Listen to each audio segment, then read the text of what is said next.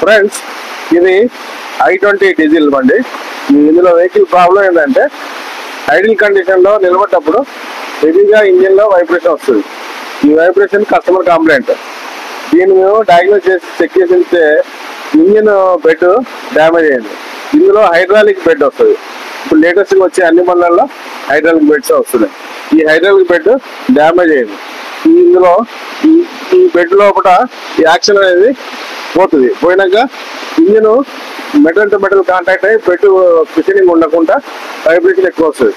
మనం చెక్ చేసేసి original bed తెప్పించాం. ఇప్పుడు ఒరిజినల్ బెడ్ ఫిట్ చేస్తున్నాం. ఇది ఫిట్ చేసినాక మీకు ఇంజిన్ లో వైబ్రేషన్ కానీ తర్వాత హెవీ సౌండ్ కానీ ఏది రావు.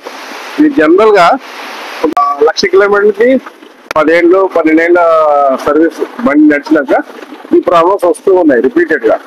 అయితే ఇంతకుముందు మెకానికల్ బెడ్ ఉండేది, ఓన్లీ రబ్బర్ బుష్ కిట్ ఉంటుంది, అందులో కంప్లైంట్ లేదు. కానీ ఈ హైడ్రాలిక్ ఎప్పుడైతే డిజైన్ మార్చిందో అప్పటి నుంచి దీని లైఫ్ మాత్రం ఒక 1,00,000 కిలోమీటర్ వరకే లిమిటెడ్ అయిపోయింది. ఆ టైం వచ్చినప్పుడు మనం వైబ్రేషన్ రాగానే ఈ బెడ్ మార్చుకుంటే ఈ ప్రాబ్లం సాల్వ్ అయిపోతుంది.